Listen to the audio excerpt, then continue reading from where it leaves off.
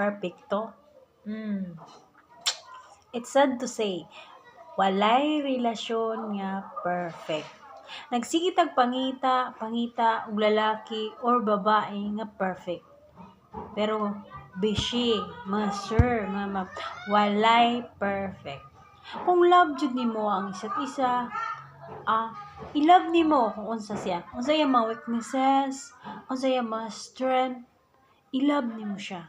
Dawaton nimo kung unsa na siya. Kay kung magsige pa kag pangita ana, naadjud nay mga weaknesses ang tao. Naadjud nay mga strength o weaknesses ang both side. Dili pwede nga perfect. Kay no man is perfect man. Ang Ginoo ra may perfecto. So kung makarelasyon mo mayon, ay kuan siya, yun ani. Are you sure kung makita ag lain perfect? Dili.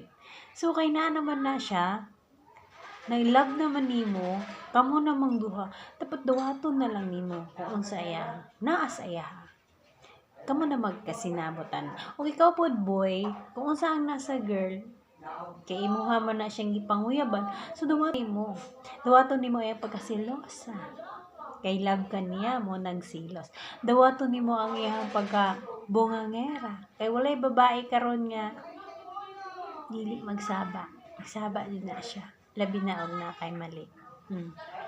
Magsaba maging ng amang kapa ka ng mga kabalong istorya.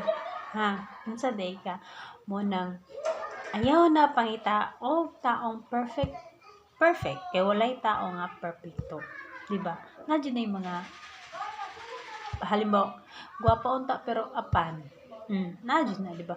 Gwapo unta pero nay apan, di ba? And physical wala siya perfect.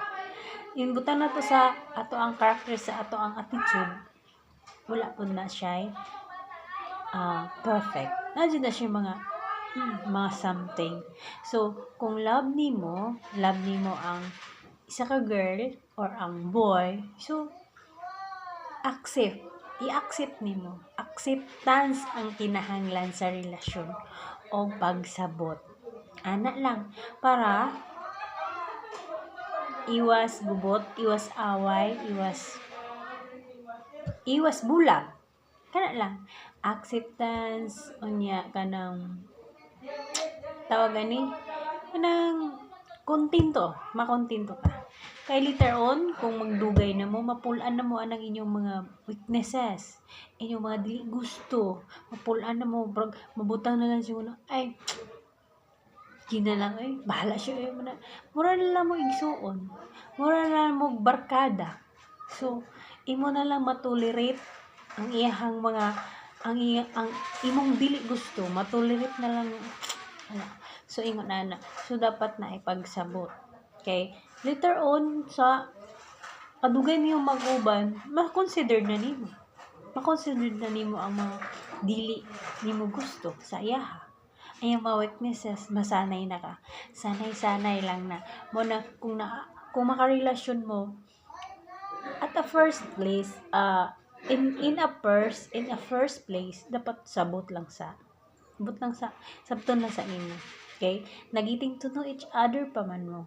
So, later on, pag balanan niyo ang both side, kung sa inyong mga kayabag, both side, so, maka-adjust na mo, happy na. So, ano lang, dili kay away, ilisan tayo. Nihilas na kuan, mas labaw pa. So, remember, no man is perfect. Walay perfect. So, acceptance lang ang kailangan sa relation. Thank you!